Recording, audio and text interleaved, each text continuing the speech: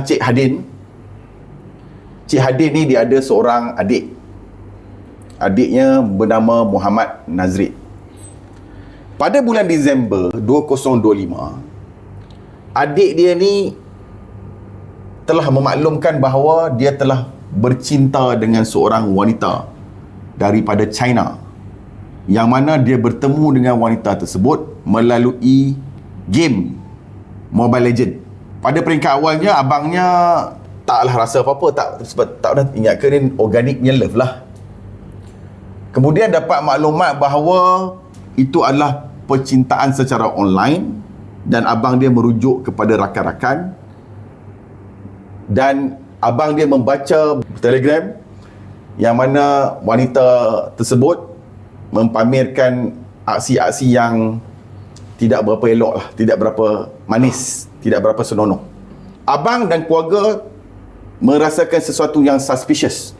Apatah lagi, sebelum ini terdapat satu daripada ahli keluarga abang ni, ketika main Mobile Legend tu, salah satu daripada anggota dalam Mobile Legend tu, yang gamer tu, dia bagi satu link. Bila klik link tu, nampak aksi tak senonoh. Kemudian aksi tu direkodkan, dan tu diperas ugut untuk dibayar pemerasan lah, disebabkan mungkin dirakam kan. Jadi abang dia pun risau benda ni pun berlaku kepada adik dia. Abang menghalang hubungan cinta di antara adik dia dengan wanita China, wanita yang dipercayai China lah. Saya pun tak tahu betul ke tak betul, sebab dia online kan, daripada Mobile Legend tu. Adiknya telah melarikan diri pada peringkat awalnya pada 17 Disember. Tetapi disebabkan oleh abang dia boleh track pakai phone, dan abang dia berjaya jumpa adik dia di KLCC dan bawa pulang balik ke rumah. Adiknya berjanji untuk tidak mau lari lagi. Malangnya pada 22 Disember sekali lagi lari. Apa yang membimbangkan abang dia? Kerana abang dia maklum bahawa ada transaksi bayaran adik dia kepada individu yang disyaki wanita itulah. Dia bimbang sebab kita menerima maklumat ada kes-kes yang sebelum ni mereka berkenalan dalam game, kemudian wanita khayalan tu ajak budak ni pergi ke Cambodia. Yalah, sebab bercinta kan, dan jumpa di Cambodia.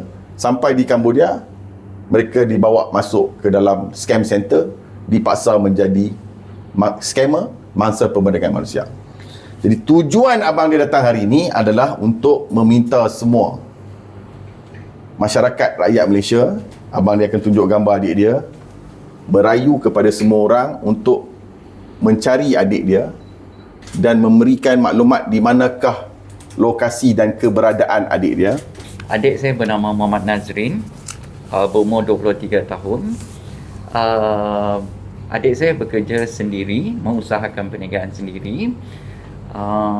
Beberapa bulan lepas, terutama bulan Disember, dia berkenalan dengan seorang perempuan dalam dunia khayalan dia, yang kami tak tahu siapa. And then dia sudah jatuh cinta sangat-sangat. Dia dah sasau, dia cakap dia dah memang sayang sangat-sangat perempuan tu. Jadi kami sekeluarga, saya terutamanya dah tak dapat halang lagi. Waimah saya dah try the best untuk menghalang yang pertama tu supaya dia tak melarikan diri, tapi dia masih lagi melarikan diri. Sampai sekarang lagi masih lagi tak dijumpai, walaupun saya dengan staff saya, kawan-kawan saya mencari dia seluruh KL, tapi masih tidak dijumpai sampai sekarang. Kami try juga WhatsApp dia, call dia, tak dapat dihubungi. Even telefon dia pun ditutup sekarang. Memang tak dapat dijumpai lagi lah. Jadi niat saya ni harap sangat-sangat pihak media, siapa-siapa, rakyat Malaysia terutamanya, bantu saya sangat-sangat untuk mendapatkan adik saya semula, sebab saya takut sangat-sangat dia jadi mangsa scammer. Satu lagi, adik saya ni jenis yang berwawasan.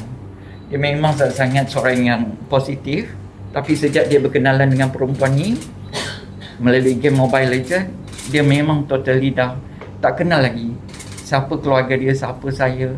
Seolah-olah dia memang dah sasau sangat-sangat.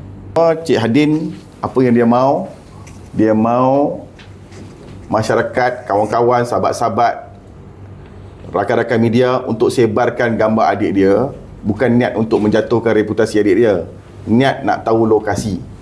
Sebagai abang, dia takut kebimbangan, dia takut adik dia kena scam, dia takut adik dia jadi macam yang lain-lain ni lah, sampai ke sana.